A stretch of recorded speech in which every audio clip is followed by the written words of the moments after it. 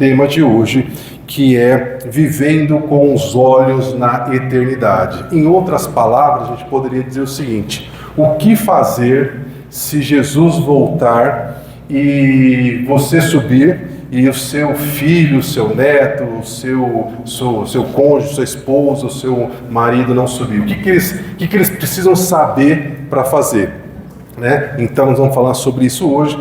Quero pedir para você abrir a sua Bíblia no livro mais temido da Bíblia por muitos, livro de Apocalipse, capítulo 13. Apocalipse capítulo 13, a partir do versículo 1, diz o seguinte: vi uma besta aqui no sentido de um animal feroz, um monstro muito grande. Vi uma besta que saía do mar. É importante que você guarde que é do mar, porque vai ter outra que vai sair da terra. Essa besta que saía do mar tinha 10 chifres e 7 cabeças. Então dá a impressão de monstro mesmo, né? Com 10 coroas, uma sobre cada chifre. Em cada cabeça havia um nome de blasfêmia.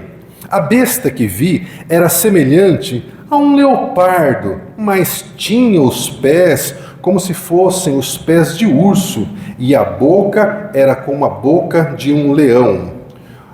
O dragão deu à besta o seu poder. Dragão aqui falando de Satanás, né? O dragão, Satanás, deu a essa besta o seu poder, o seu trono e grande autoridade. Uma das cabeças da besta parecia ter sofrido um ferimento mortal, mas o ferimento mortal foi curado. Todo mundo ficou maravilhado e passou a seguir a besta. Veja que quando a Bíblia foi escrita, né, há quase 2000 anos atrás, ela já falava de seguidores, e aqui no caso de pessoas que vão seguir a besta. Versículo 4: e adoraram o dragão, ou seja, a serpente, que é Satanás, que tinha dado autoridade à besta, e também adoraram a besta, dizendo: quem é como a besta? Quem pode guerrear contra ela? Versículo 5: para a besta foi dado uma boca para falar palavras arrogantes e blasfemas. Lhe foi dada autoridade para agir durante 42 meses. Ela abriu a boca para blasfemar contra Deus e amaldiçoar o nome de Deus e os seus tabernáculos e todos os que habitam no céu. Foi-lhe dado à besta poder para guerrear contra os santos e vencê-los. Os santos são aqueles que não se dobraram à besta. Foi-lhe dada autoridade sobre toda a tribo, povo, língua e nação, dando aqui a informação que o mundo inteiro vai se curvar à besta. Essa besta vai ter autoridade. Obrigado, minha irmã, glória a Deus. Sabe, tem galardão, né? Essa besta, que é o anticristo, vai ter autoridade sobre o mundo inteiro. Versículo 8: todos os habitantes da terra adorarão a besta, a saber, todos aqueles que não tiveram seus nomes escritos no livro da vida do Cordeiro que foi morto desde a criação do mundo. Livro da vida é o livro que existe no céu com o nome de todas aquelas pessoas que decidiram entregar a sua vida ao Senhor Jesus. Versículo 9: aquele que tem ouvidos, ouça. Para o cativeiro irá. Se alguém há de ser morto à espada haverá de ser. Aqui estão a perseverança e a fidelidade dos santos. Ele está querendo dizer o seguinte: que se você estiver vivo nesse período, você, para se salvar, você vai ser morto de maneira violenta por essa besta que é o anticristo. Mas não para, vai piorar ainda mais a situação. Versículo 11: então vi outra besta que saía da terra, a outra saía do mar, essa sai da terra, e tinha 2 chifres como cordeiro, mas falava como dragão, exercia toda a autoridade da primeira besta em nome da outra besta. E fazia a terra e os seus habitantes adorarem a primeira besta, a besta que saiu do mar, cujo ferimento mortal havia sido curado. E essa besta que saiu da terra, realizava grandes sinais, chegando a fazer descer fogo do céu à vista de todas as pessoas. Versículo 14. Por causa dos sinais que lhe foi permitido realizar em nome da besta que saiu do mar, ela enganou os habitantes da terra e ordenou que se fizessem uma imagem. Em honra à besta que saiu do mar e que foi ferida pela espada e contudo voltou a viver. Versículo 15. Foi-lhe dado poder para dar fôlego à imagem, ou seja, foi-lhe dado poder para fazer com que essa imagem ganhasse vida, de modo que ela podia falar e fazer com que fossem mortos todos os que se recusassem a adorar a besta. Então, essa imagem, ela ganhou vida, ela pôde falar, e ela, então, fez com que as pessoas adorassem a primeira besta, e quem não adorasse, ela mesma matava. Versículo 16. Também obrigou todos, pequenos e grandes, ricos e pobres, livres e escravos, a receberem certa marca na mão direita ou na testa, para que ninguém pudesse nem comprar, nem vender, a não ser que tivesse essa marca, que é o nome da besta, e o seu número, e o número do seu nome.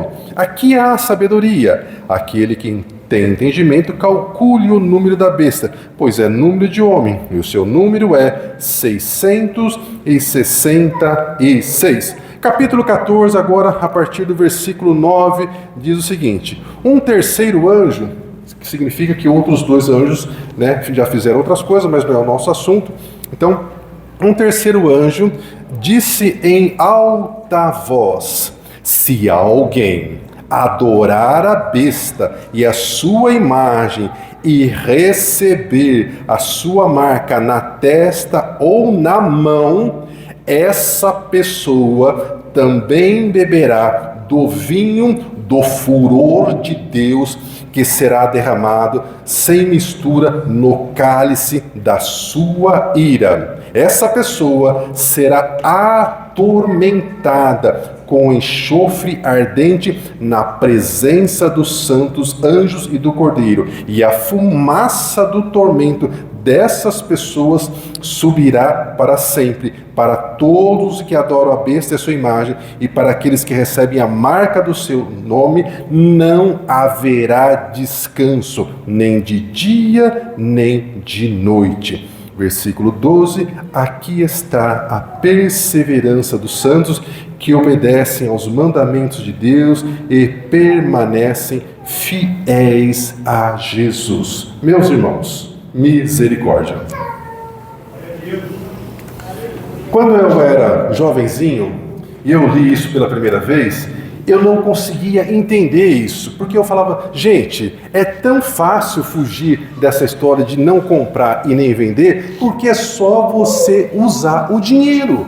Você usa o dinheiro, você não precisa receber a marca da besta. Eu jamais poderia imaginar naquela época, estou falando do século passado, que o dinheiro iria deixar de existir. E eu pergunto para você hoje, quantos de vocês têm dinheiro mesmo em espécie? A gente não tem. O tal do Pix chegou para ficar e acabou o dinheiro. A gente usa dinheiro em alguns momentos específicos e ainda olhe lá. Agora veja, meus irmãos, o apóstolo Paulo, ele teve uma experiência com o Senhor maravilhosa. Ele foi levado até o terceiro céu. E depois que ele voltou, ele disse que haverá um momento em que haverá vários acontecimentos no céu e eles os anjos irão tocar as trombetas. E quando tocar a última trombeta, o Senhor Jesus descerá à terra. Nesse momento, nessa ocasião, o Senhor Jesus não colocará os seus pés na terra. Ele entrará na órbita da terra, e aquelas pessoas que morreram em Cristo, somente as pessoas que morreram em Cristo, terão seus corpos ressuscitados, porque em espírito elas já estão com o Senhor, mas elas irão receber o que sobrou do seu corpo, e isso será transformado. Nós que estivermos vivos, teremos os nossos corpos transformados, e nós subiremos até a presença de Deus. Isso é maravilhoso. A gente sabe disso. Agora, a pergunta que eu tenho que dizer para você é o seguinte: você sabe o que vai acontecer depois disso? E é importante que você saiba disso, porque nos seus dias de luta, de dificuldade, você precisa trazer à sua memória, ao seu coração, essas coisas.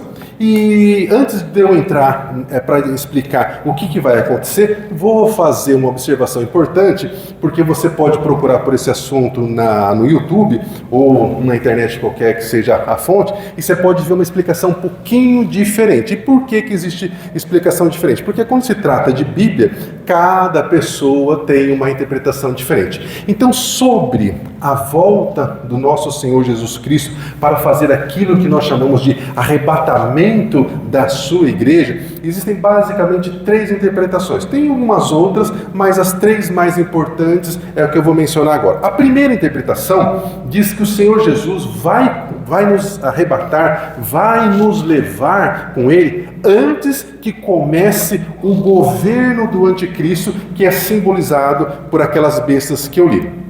Um outro grupo de estudiosos da Bíblia diz que não, que o Senhor Jesus vai vir nos buscar quando estiver no meio do governo do anticristo, que vão ser 7 anos.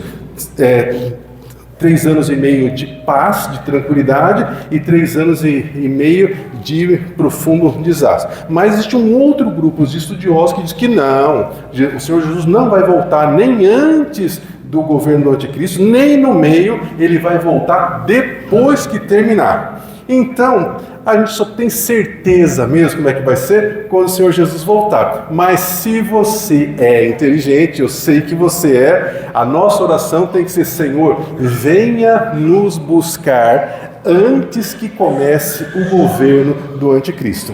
E eu sei, meu irmão, minha irmã, que é difícil aceitar que isso vai acontecer desse jeito, que a gente vai vencer a lei da gravidade, a gente vai flutuar, a gente vai sair da órbita da Terra.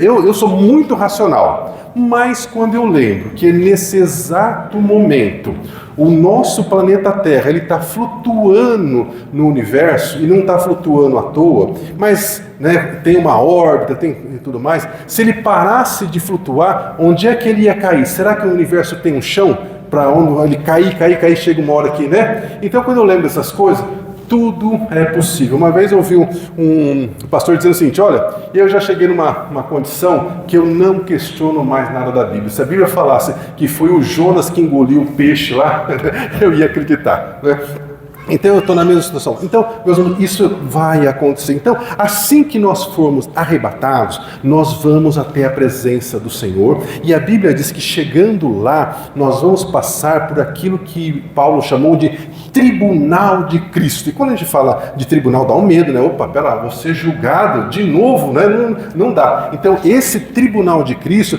não é para saber se você merece a salvação, não, porque isso se resolve enquanto você está vivo.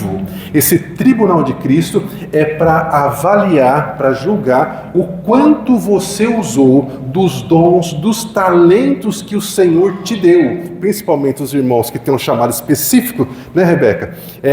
A batata assa mais rápido. E aí, então, de acordo com o tanto que você usou, é o tanto de galardões que você vai receber, tanto de coroas que você vai receber, e alguns estudiosos dizem que, baseado nisso, vai ser também definido a sua nova função que você vai ter no governo do Senhor Jesus Cristo. E depois que nós passarmos, então, por isso, nós vamos receber uma pedra branca, que isso está escrito em Apocalipse, e nessa pedra branca você vai receber um novo nome, que só você vai saber, e aí depois, claro, que isso vai ser divulgado, e aí você vai ter então um corpo novo, sem nenhuma limitação. Ai, pastor, eu tenho uma dor no meu joelho, uma dor nas minhas costas, meu ciático. Irmão, esquece tudo isso. Nunca mais vai ter essas coisas. Eu tenho problema de vista, não enxergo bem de perto, nem de longe. Aí você vai enxergar que vai dar gosto, né? Então, com esse corpo, né, renovado, glorioso, então nós vamos para uma festa que é a festa de casamento do Senhor Jesus Cristo com a sua igreja. Então imagine que festança que vai ser essa, porque o nosso Deus é um Deus de festa. Você vê no Antigo Testamento o Senhor mandando o povo celebrar festas anuais, tinha calendário para a gente fazer festa. E aí eu imagino que vai ser nessa festa, pensando como se fosse de fato uma festa de casamento. Sabe aquela festa de casamento que você vai, você reencontra amigos, parentes que você não vê faz um tempão? Aí pensa naquela pessoa, na sua mãe, talvez o seu pai, um irmão, um avô querido, uma pessoa que morreu em Cristo e que você sentiu tanto a morte dela. Aí ela vai estar ali na sua frente e aí de alguma maneira você vai reconhecer e você vai falar assim, mas vó, a senhora morreu com 95 anos, tudo enrugadinha, essa pele lisa aí, como é que é esse negócio? Ah, meu filho, é o poder do Senhor Jesus, porque não vai ter mais gente velha, não vai mais ter problema de saúde. Então a pessoa que tem diabetes não vai ter diabetes, quem morreu com câncer não vai ter mais câncer, vai ser de fato um paraíso. E enquanto isso na terra, a batata está assando, porque o mundo, meus irmãos, ele está sendo preparado para o aparecimento de um líder político que tenha somente bom senso. Porque imagine vocês, nós passamos por uma pandemia, tanta gente morrendo, a gente jamais imaginou que o mundo seria violento de novo como foi. Mal acabou a pandemia, a gente viu a guerra da Rússia com a Ucrânia. E tantas coisas ainda acontecem, tantas injustiças. Então o mundo está sendo manipulado para que a população mundial queira que surja um cara, um líder, um político que tenha só bom senso e coloque equilíbrio nas coisas. Só equilíbrio, só isso está ótimo. E essa pessoa vai surgir e vai ser uma pessoa extremamente simpática, carismática, de bom senso, porque é aquela besta que surgiu do mar. Ele vai ser o anticristo, ele vai receber poder de Satanás e ele vai então conseguir de diversas maneiras que a população mundial obedeça tudo aquilo que ele vai falar. O anticristo, então, é a besta que saiu do mar. E a besta que saiu da terra é um líder religioso que, de alguma maneira, vai conseguir, durante um período, fazer com que as religiões se suportem, porque hoje tem muita religião, que uma não suporta a outra. Tem quantas e quantas vezes na história a gente já teve as chamadas guerras santas e tudo mais. Então, esse líder religioso, durante um período, ele vai fazer com que as religiões mantenham a paz e ele vai ser o líder máximo. Mas nesse período, vai surgir um problema. Alguém vai querer matar esse líder político. A gente não sabe exatamente como é que é, mas o fato é que essa pessoa ela vai ter êxito, ela vai conseguir ferir, e esse anticristo, de alguma maneira, ele vai morrer. Porque a Bíblia fala que ele vai receber uma ferida mortal. Não sabe se é no coração, se é na cabeça, a gente não sabe como é que é isso, mas ele vai morrer. Mas por causa do poder de Satanás sobre ele, provavelmente para imitar aquilo que aconteceu com o Senhor Jesus Cristo, que ele morreu e ressuscitou, então esse anticristo ele vai voltar a viver, e aí o mundo inteiro vai ficar feliz. Ai, que bom que ele voltou a viver, que ele não morreu. E esse líder religioso, ele vai então dizer assim, olha, vamos fazer uma imagem para comemorar que o nosso grande líder voltou à vida. E aí o molho começa a desandar, e aí aquele período de paz, aí azeda, porque aí as religiões, não vão querer fazer essa adoração, e muito provavelmente unido a isso, surge a marca da besta. Que vai ser a marca desse anticristo, se você não tiver a marca na sua mão direita, você não vai poder comprar nem vender. E se a pessoa for amputada, porque tem pessoas que são amputadas, que não tem o braço, então a marca vai na testa. E aí, se a pessoa não quiser receber a marca da besta, ela vai ser classificada como uma pessoa do mal. Um terrorista, alguém que é de alguma quadrilha, alguma coisa assim. Por que você não quer receber essa marca? Dias atrás agora, o Reino Unido anunciou que eles vão fazer uma carteira digital para todos os habitantes do Reino Unido. Então a gente está sendo conduzido para essa questão do mundo digital, e o anticristo, ele precisa dessa tecnologia para poder controlar todas as pessoas. Porque com o dinheiro, se o dinheiro ainda existisse, ele não conseguiria cercar todo mundo. Agora, se não existe mais o dinheiro no papel, então, se ninguém puder comprar nem vender sem que tenha essa marca da besta, aí sim ele tem o controle de exatamente tudo aquilo que você faz e que você deixa de fazer. Porque às vezes a gente faz compra, ao longo do mês a gente nem lembra mais do que gastou o dinheiro, Mas agora com o Pix, você olha lá, você vê tudinho, certinho, aquilo que você comprou, que deixou de comprar e tudo mais. Então, isso vai ser usado. E aí as pessoas que tinham parentes, uma mãe que foi arrebatada, uma esposa que foi arrebatada, um marido que foi arrebatado, e ela vai saber que ela não pode receber a marca da besta. E talvez esse mesmo vídeo aqui que nós estamos gravando, talvez fique para algum conhecido nosso, para saber o que fazer se a igreja for arrebatada e a pessoa ficar. Porque aí a pessoa, ela não pode receber de maneira nenhuma a marca da besta, porque Apocalipse está dizendo que se essas pessoas receberem a marca da besta, junto com a marca, elas são obrigadas a adorar a besta, e aí o destino delas, meus irmãos, não é nem o inferno, porque Apocalipse fala que o próprio inferno vai ser lançado num lugar pior que o inferno, que é chamado Lago de Fogo. Então, é um lugar que a gente não quer ir, e que a gente não quer que as pessoas que nós amamos também queiram ir. Mas talvez você diga assim, mas pastor, eu acho que não vai ser desse jeito não, porque hoje tem os direitos humanos, tem isso, tem aquilo. Então, meus irmãos, quando se trata de reino das trevas, a gente tem que lembrar que o diabo é o pai da mentira. Eu citei o exemplo da guerra da Ucrânia e da Rússia, mas existem coisas terríveis que acontecem há muito tempo e continuam a acontecer. Exemplo forte, o que acontece na Coreia do Norte. Depois da Segunda Guerra, a Coreia ela foi dividida entre Coreia do Norte e Coreia do Sul. A Coreia do Norte ela adotou um sistema de governo socialista. E o governo socialista, o que ele é? Eu não vou falar de política aqui, viu, irmãos? Fiquem tranquilos, Eu vou falar só de conceitos. O socialismo, ele diz o seguinte, olha, as pessoas, elas precisam resolver os seus próprios problemas. Elas não podem ficar jogando para Deus no futuro, quando tiver a eternidade, resolver os problemas. A religião não transforma ninguém. Então o que a gente tem que fazer? A gente tem que pegar e a gente tem que deixar o Estado organizar a vida dos cidadãos.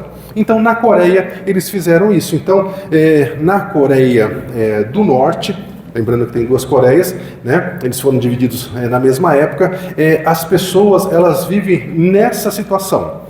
Então lá não pode ter religião. E por que não pode ter religião? Porque a religião te leva a pensar de uma maneira que nos faz imaginar como que seria o mundo se a gente fizesse algumas coisas diferentes. Então, o que eles fazem? Tudo é determinado pelo governo. Então, o seu corte de cabelo, você tem que cortar o cabelo de acordo com aquilo que o governo determina, né? Estou vendo, por exemplo, que a Fabiana está com o cabelo diferente, né? Parabéns, Fabiana. Mas se você morasse na Coreia do Norte, você não podia fazer isso, porque a cor do cabelo tem que ser a cor do cabelo que você nasceu. Você não pode pintar o cabelo, né? Você não pode cortar o seu cabelo do jeito que você bem entender. Tem lá, né, em torno de uns 15, 20 modelos de corte de cabelo que você tem que fazer. Você, obrigatoriamente, você tem que sair do ensino médio e você tem que prestar serviço ao exército durante 10 anos. E as mulheres, 7 anos. E por que de tudo isso? Porque para manter esse sistema, você precisa que as pessoas estejam fazendo aquilo que você quer. E por que o socialismo ele diz que a religião não convém? Porque quem deu a base para o socialismo que nós conhecemos hoje, era uma pessoa que não acredita em Deus. Então, quando você pega uma pessoa que não acredita em Deus, irmãos, por incrível que pareça, a gente tem que parar e analisar que para aquela pessoa, de fato, faz todo sentido aquilo que ela está pensando. E quem mudou o socialismo foi um alemão chamado Karl Marx. Ele pegou o conceito de socialismo que já existia, que era um chamado conceito utópico, e transformou num socialismo científico. E deu base para que as pessoas pudessem trabalhar o socialismo como trabalha hoje. Então, ele também disse o seguinte, esse alemão chamado Karl Marx: a religião, ela é o ópio do povo. É uma frase bem conhecida, que você pode colocar na internet que vai sair. Que significa o seguinte: a religião, ela anestesia o povo, e o povo não quer reagir, e a vida não pode ser assim, a gente não pode entregar as coisas para Deus, porque Deus não existe.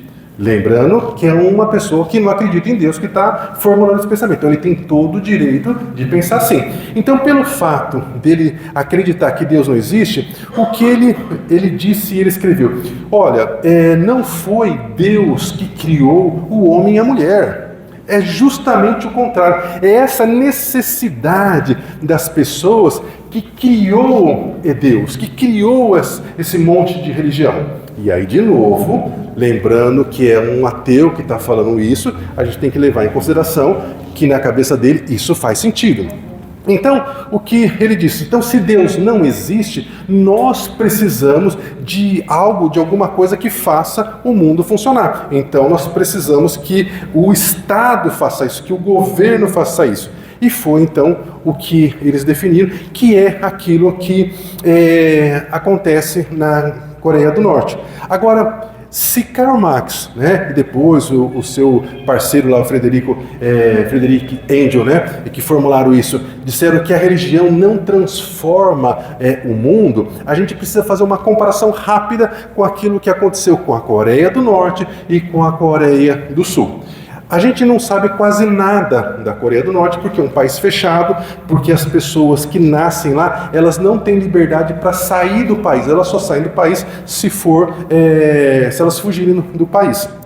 Mas a gente tem comparação da Coreia do Sul. A Coreia do Sul é um país que não é socialista e que investiu no seu povo, investiu nas escolas, investiu na educação, investiu na saúde. É um país que, se a gente fala assim, você já comprou algum produto da LG, com certeza na sua casa você já comprou alguma coisa da empresa LG, já comprou alguma coisa da empresa Samsung, talvez o seu celular seja Samsung, carros da Hyundai, da Kia.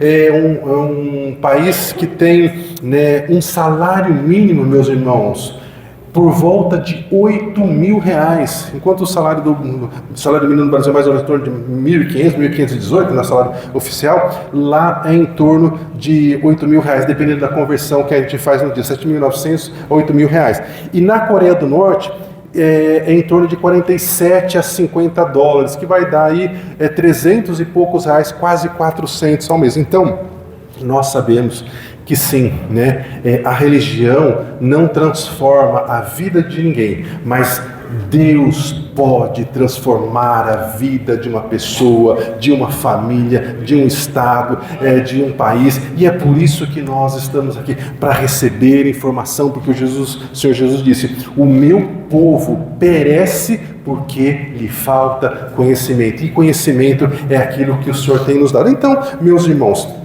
enquanto nós estamos lá no céu, né, festejando, comemorando nas bodas do Cordeiro, a vida aqui na terra está pegando fogo. Porque nos primeiros 3 anos e meio vai estar tudo bem, as coisas vão estar acontecendo, mas depois disso não, porque aí nós vamos ter problemas na própria natureza, problemas, né, de chuva, de falta de chuva, enfim, coisas dessa natureza. E aí então Deus vai enviar 2 testemunhas para ficar lá em Jerusalém, para pregar, em especial para o povo judeu, que aí volta a atenção para a salvação do povo judeu, que muitos estudiosos acreditam que serão Moisés e Elias, por causa da importância que eles têm para os judeus.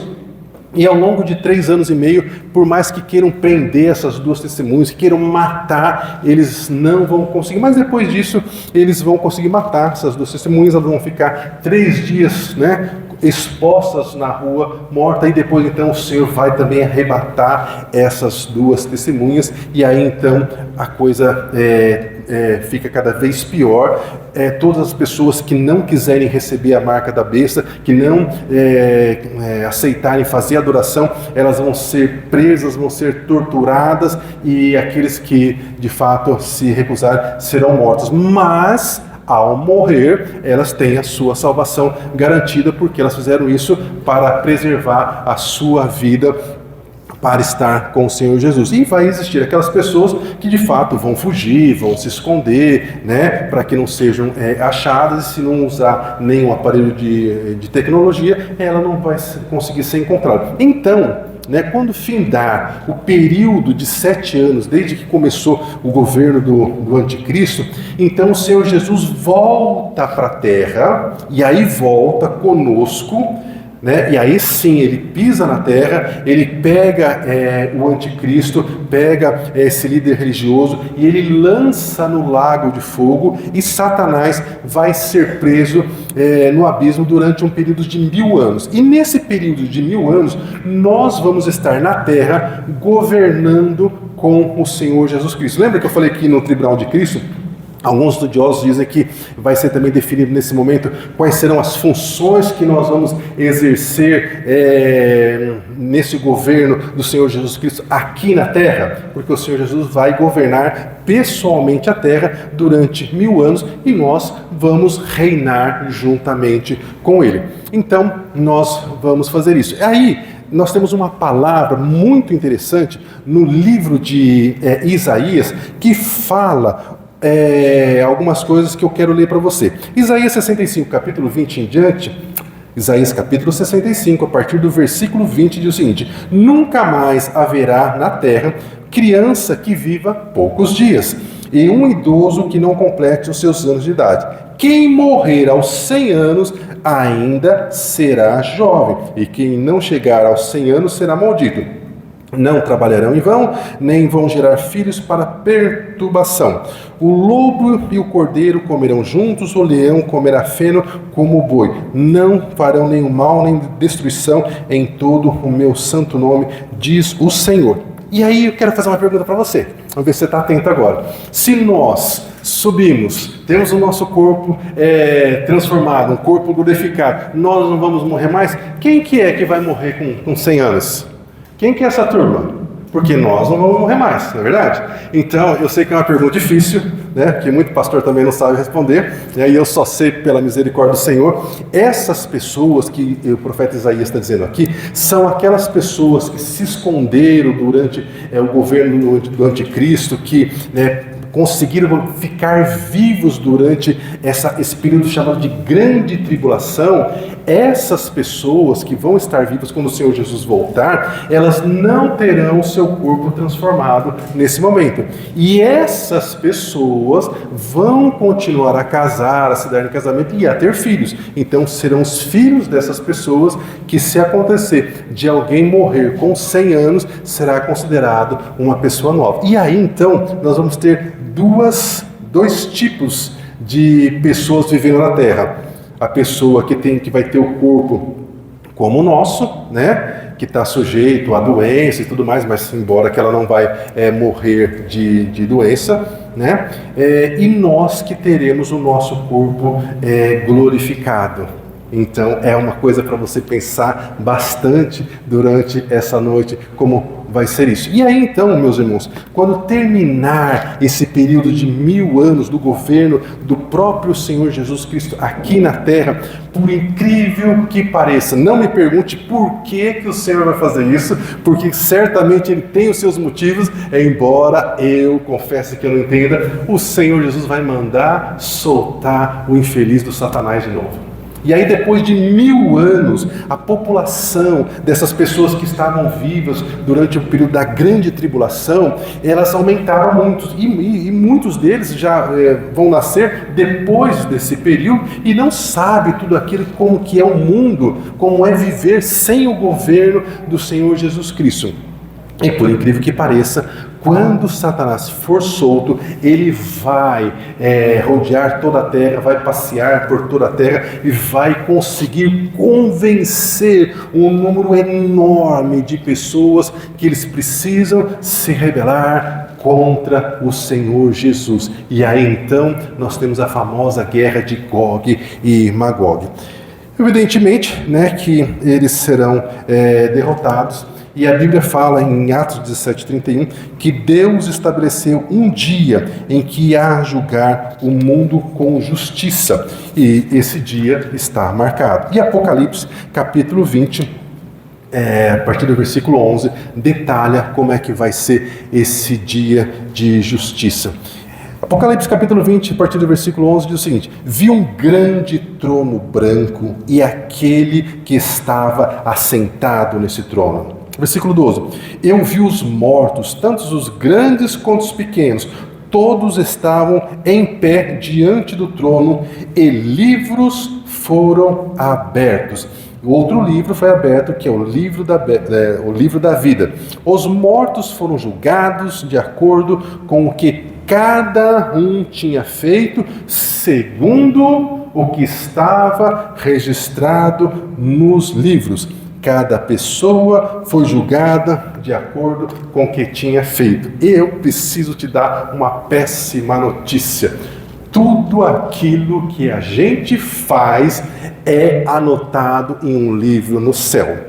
Se você já teve a experiência de entregar a sua vida para o Senhor Jesus, você tem um acesso direto do Espírito Santo dizendo para você: olha, isso que você fez está errado, você não pode fazer isso. E aí você toma aquele susto: verdade, Senhor, misericórdia, me perdoa, e tudo bem, né? Aquilo, né, é perdoado, vida que segue. Se você não passou por essa experiência, fica registrado. Fica registrado e você vai ser condenado por isso. Então, é por isso que fala são livros, porque cada pessoa tem um livro. E aí a Bíblia fala que vai ser aberto um outro livro, que é o livro da vida. Só para, né, dizer, olha, a gente vai fazer justiça. Se o seu nome não estiver no livro da vida, e todas as pessoas não vão estar com o seu nome no livro da vida, vocês vão ser condenados. Então, meus irmãos, a gente precisa saber da seriedade. Embora a Bíblia tenha registrado isso há tantos anos,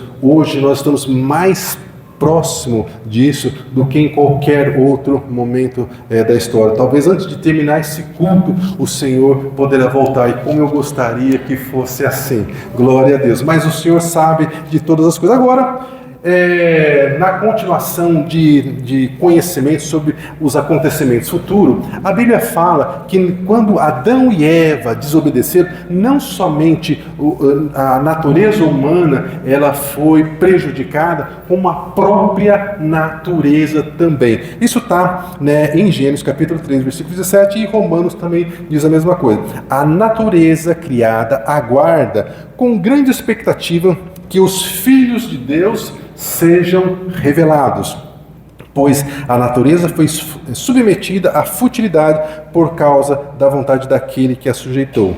A natureza criada geme até agora como em dores de parto, esperando por esse momento. Pedro, 2 Pedro, diz algo que nos enche também de preocupação. O dia do Senhor virá como ladrão de noite, no qual os céus passarão com um grande estrondo, e os elementos ardendo se desfarão, e a terra e as obras que nela há se queimarão. Lembra quando teve o dilúvio, Deus prometeu que nunca mais ia destruir o mundo com água? Pois bem, vai destruir com fogo. Versículo 11. Havendo, pois, de acabar todas essas coisas, que tipo de pessoa vos convém ser? Seja uma pessoa santa, seja uma pessoa piedosa, aguardando e apressando-se para a vinda do dia do nosso Deus, em que os céus em fogo se desfarão e os elementos ardendo se fundirão. Mas nós, segundo a sua promessa, aguardamos um novo céu e uma nova terra. Amém? Glória a Deus. E Apocalipse capítulo 21 fala exatamente sobre como será esse novo céu e uma nova terra. O apóstolo João, que teve essa visão, diz: eu vi um novo céu e uma nova terra, porque já o primeiro céu e a primeira terra passaram e o mar já não existe. E aí ele começa a dizer sobre a cidade de Jerusalém. Ele fala: eu vi a santa cidade, a nova Jerusalém, que de Deus descia do céu. O apóstolo João viu uma cidade inteira, uma cidade como se fosse uma nave espacial, descendo do céu e pousando sobre a terra. Ele disse, né? E vi a santa cidade, a nova Jerusalém, que de Deus descia do céu. Eu ouvi uma grande voz do céu que dizia: eis aqui o tabernáculo de Deus que está com os homens, pois com eles habitará e eles serão seu povo. E o mesmo Deus estará com eles e será o seu Deus. E Deus limpará de seus olhos toda lágrima, e não haverá mais morte, e não haverá mais pranto, e nem clamor, e nem dor, porque todas essas coisas são passadas. E o que estava sentado sobre o trono disse: eis que faço nova todas as coisas. E disse-me: escreve, porque essas palavras são verdadeiras e fiéis. Meus irmãos, a título de curiosidade, e já estamos encerrando, se os irmãos do louvor quiserem já voltar, a cidade, essa nova Jerusalém, ela é construída de pedras preciosas, a rua principal é toda de ouro, e ela é uma cidade quadrada, ela tem 2.200 quilômetros de comprimento, 2.200 quilômetros de largura, 2.200 quilômetros de altura, e os muros da cidade tem 64 metros de largura. O apóstolo João disse que nessa cidade, na Nova Jerusalém, ele não viu nenhuma igreja, ele não viu nenhum templo, porque o próprio Senhor Jesus é o templo. Ele também disse que não viu nem sol, nem lua, porque não precisa, porque a luz do Senhor Jesus ilumina.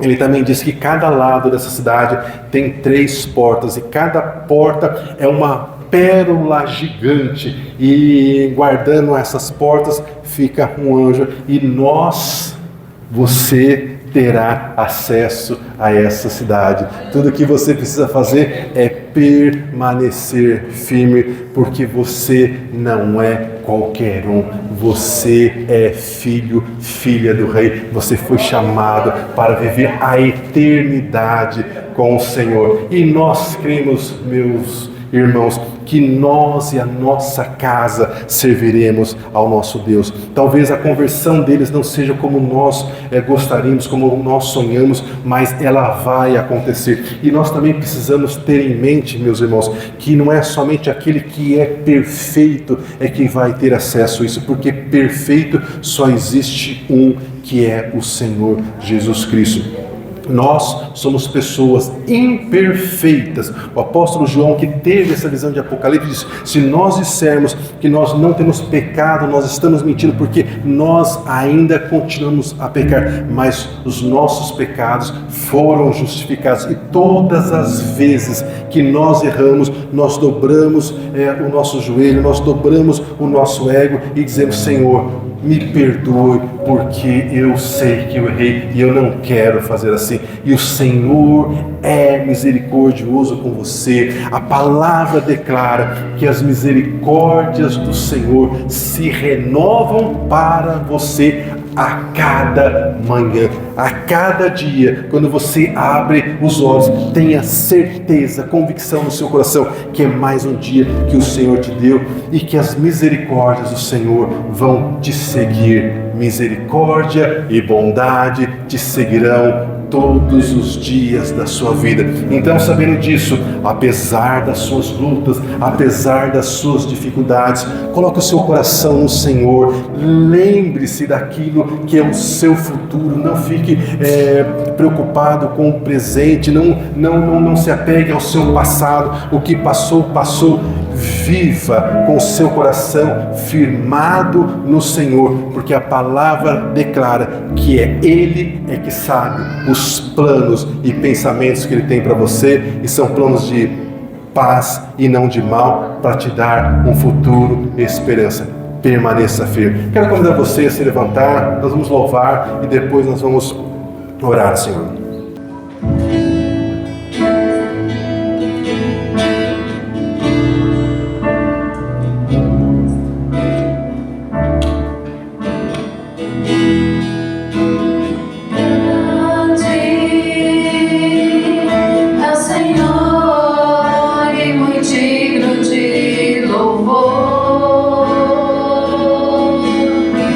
Cidade do nosso Deus, seu santo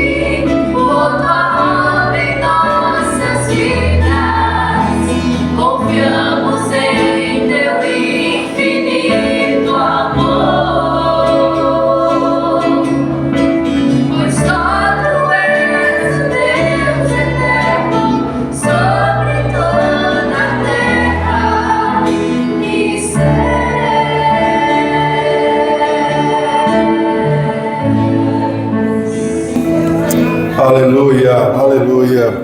A palavra do Senhor diz assim: se hoje você ouvir a palavra de Deus, não endureça o seu coração.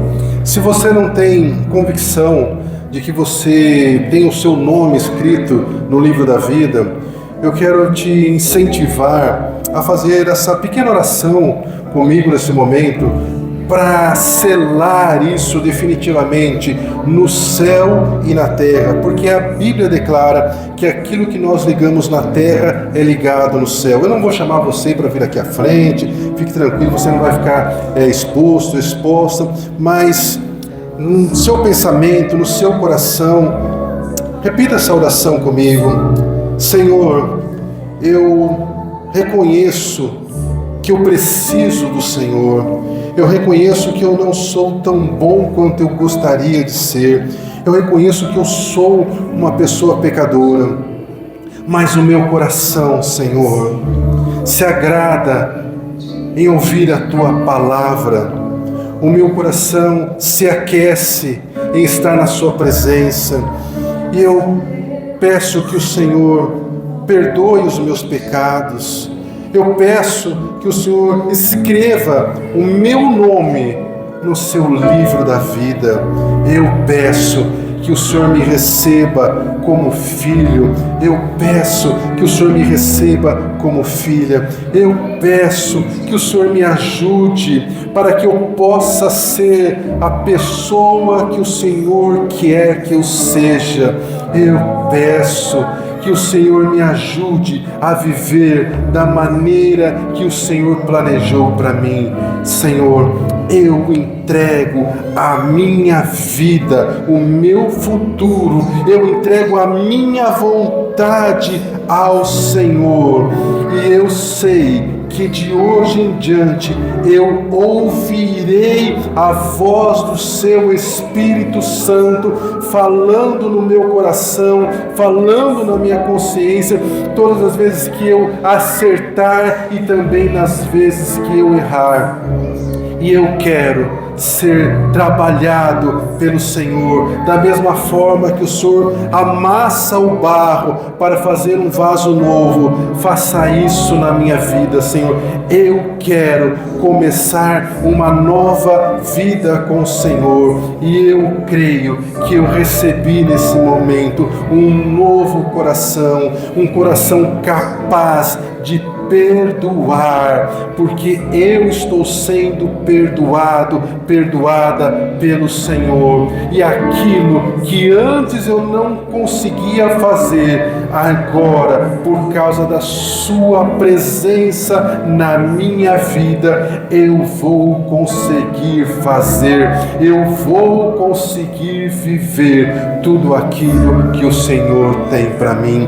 Eu oro em nome de Jesus. Aleluia, glória a Deus. Meu irmão, minha irmã, a Bíblia menciona que toda vez que uma pessoa faz essa oração, há festa no céu. A gente não imagina o valor de uma vida para o Senhor, mas eu creio que entre nós proporcionamos nesse momento o resgate de mais vidas do inferno para o reino das trevas, e você vai viver uma nova história a partir de agora. Vamos continuar a falar com o Pai. Senhor, nós somos tão gratos pelo Seu amor, pela Sua graça, pela Sua misericórdia, pelo Seu favor, porque as Tuas misericórdias e a Tua bondade nos perseguem, e o Senhor é que tem nos mantidos vivos, íntegros até aqui, porque até aqui a Sua boa mão nos preservou, e nós cremos que nós continuaremos assim. Pai, nós sabemos que o Senhor tem planos na nossa vida, que por vezes nós não compreendemos, nós não sabemos qual que é o próximo passo, mas nós pedimos que o Senhor se revele a nós, que nós possamos ter clareza de qual é a Tua vontade para a nossa vida, e que prevaleça sobre a nossa vida a sua vontade. Senhor, nós também intercedemos nesse momento pela nossa casa, pela nossa família, por aquelas pessoas, Pai, pelas quais nós estamos orando e elas ainda não receberam uma revelação de quem o Senhor é. Pai, nós clamamos em favor delas, que se cumpra na nossa vida aquilo que a Tua palavra declara, que os nossos filhos, os nossos irmãos, os nossos pais, os cônjuges serão alcançados pelo Senhor, não por força, nem por violência, não pelo muito falar, mas pela Sua revelação sobre a vida deles. Pai, nós também pedimos que o Senhor, ao longo dessa semana, que o Senhor nos guarde de todo o ataque do inimigo, em especial nas nossas emoções, na nossa saúde. Pai, que nós possamos, ao longo dessa semana, cumprir com todos os nossos compromissos, com todos os nossos afazeres, que nós possamos exercer o nosso domínio próprio, que nada, Senhor, roube a nossa paz que o Senhor nos deu, e o Senhor é o príncipe da paz. Então, Pai, nós queremos que o Senhor esteja conosco ao longo dessa semana, para que nós possamos fazer tudo aquilo que temos que fazer da melhor maneira possível, porque a Tua palavra declara que tudo que as nossas mãos tocarem, o Senhor vai abençoar. Abençoa, Senhor, o trabalho das nossas mãos ao longo dessa semana, que nós sejamos, Pai, colocados pelo Senhor como cabeça e não como cauda, que o Senhor nos dê pensamentos bons, que o Senhor nos dê ideias inovadoras, Pai, que nós possamos nos destacar em todos os lugares que nós estivermos, Pai, que aqueles que precisam de uma porta aberta, de emprego, de concurso, Pai, que aqueles que precisam de uma causa na justiça, que o Senhor, Pai, ordene essa bênção, porque a Tua palavra declara que o Senhor tem o coração dos poderosos nas Suas mãos, e o Senhor os inclina para onde o Senhor quer. Pai, nós somos agradecidos pelo Seu favor, pela Sua graça, e que o Teu grande amor, a graça salvadora do Senhor Jesus e as consolações do Teu Espírito Santo esteja conosco hoje, sempre e eternamente. E o povo de Deus diz amém. Glória a Deus. Vamos aplaudir o Senhor. Aleluia.